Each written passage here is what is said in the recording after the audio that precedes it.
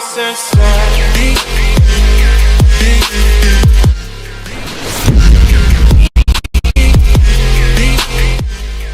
Hydra is a tool used by ethical hackers and security testers to crack passwords for various network services. It's like a digital lockpicker, but for online passwords. With Hydra, you can quickly try loads of different passwords to break into different types of services, like email, websites, or databases. It can crack over 50 different kinds of security protocols, including things like FTP, HTTP, and more. It was created back in 2000 by a group called The Hacker's Choice to show how network logins could be attacked. One cool thing about Hydra is that it can try multiple passwords at once, making the process faster compared to trying them one by one. Now, Hydra isn't the only tool out there for this job. There's also John the Ripper, which works a bit differently. While John works offline, meaning you need to have the password file on your computer, Hydra works online, meaning it tries passwords directly against the target system. My videos are all about learning and education. I don't endorse any illegal activities. Always make sure you have permission before you start poking around and trying to crack passwords. To install Hydra, it's super easy if you're using Kali Linux or Parrot OS because it's already there waiting for you. If you're on Ubuntu, you can get Hydra using the apt package manager. Just type in apt install Hydra. Mac users, you're covered too. Just head to Homebrew and type brew install Hydra. If you're a Windows user, things get a bit trickier. I'd suggest setting up a virtual box and installing Linux on it. Trust me, for professional penetration testing, Linux is the way to go. Windows can be a bit of a hassle in that world. Let's dive into how to use Hydra. We'll cover the basics of brute forcing usernames and passwords using different methods like single attacks, password spraying, and dictionary attacks. Once you've got Hydra installed, you can kick things off with the help command, Hydra-H. This command will give you a rundown of all the flags and options available in Hydra, which you can refer to while working with it. Let's kick off with a straightforward attack using Hydra. If we know the username and password we want to test on a system, we can use Hydra for that. Here's how it's done. For example, say we have a user called Molly with the password butterfly on a server located at 10.10.137.76. We want to test these credentials for SSH. Here's how we'd use Hydra. If everything goes well, here's what the result will look like. If we have a password but aren't sure which user is using it, we can use a password spray attack to find out. Here's how it works. We take a single password and try it against a bunch of users. If anyone is using that password, Hydra will find the match for us. First, we need a list of users. Let's say we create a file called users.txt with these users. Now, to test who's using the password butterfly, we run a password spray attack using Hydra like this. Notice that we've used the flag capital L instead of lowercase l. Lowercase l is for a single username, while capital L is for a list of usernames. If any of the users match with the given password, we'll get a similar result to this output.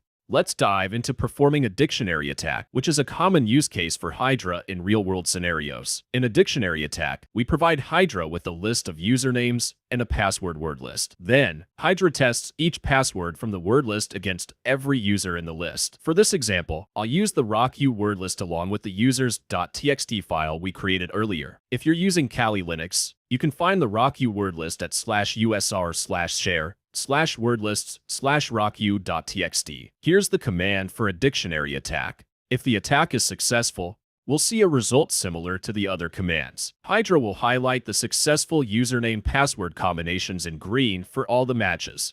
When running large brute force attacks, Hydra can be pretty silent. But if we need to make sure it's doing its job, there are two flags we can use. The Verbosity-V flag shows us each login attempt for every username password combination. It can get overwhelming with lots of combinations, but if you need it, it's there. Here's what the result looks like with Verbosity. You can see Hydra prints info about failed attempts, along with the successful ones. Then there's the Debugged-D flag, which gives us even more info. But it's a lot. Here's the same result with debug mode. Hydra prints way more info than we need. We'll only use debug mode in rare cases, but it's good to know we have that option to watch every action Hydra takes during a brute force attack. Let's talk about saving results when using Hydra. After all, there's no point spending hours cracking a password only to lose it due to a system crash. We can use the -O flag followed by a file name to save the result. Here are some more handy flags and formats that you might use. Instead of specifying the service separately, we can use it along with the IP address. For example, to brute force SSH.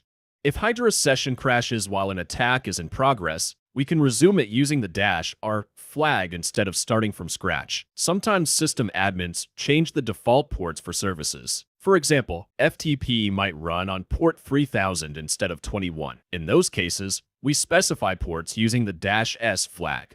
What if we have multiple hosts to attack? Use the -m flag. The host file.txt will contain a list of IP addresses or host names instead of just one. If we have a specific set of username-password combinations we want to test, we can prepare a custom list for Hydra. For instance, we can create a list where each line contains a username and password separated by a semicolon, like this. Then, we use the flag C to tell Hydra to use these specific combinations instead of trying all possible combinations. This can significantly speed up a brute force attack. It's crucial to understand how to defend against these attacks. Remember, we're the good guys. First off, setting strong passwords is crucial. The stronger the password, the tougher it is for brute force techniques to crack it. Enforcing password policies, like regular changes every few weeks, adds another layer of defense. Unfortunately, many folks and businesses stick with the same passwords for years, leaving them wide open to brute force attacks. Limiting authorization attempts is another effective tactic. If we lock out accounts after just a few failed login tries, brute force attacks become much less effective. You've probably seen this in action on platforms like Google and Facebook, where your account gets locked if you mess up your login too many times. Finally, tools like reCAPTCHA can be a game changer. Since automation tools like Hydra can't solve CAPTCHAs like real humans can, adding them to the login process can effectively thwart brute force attacks.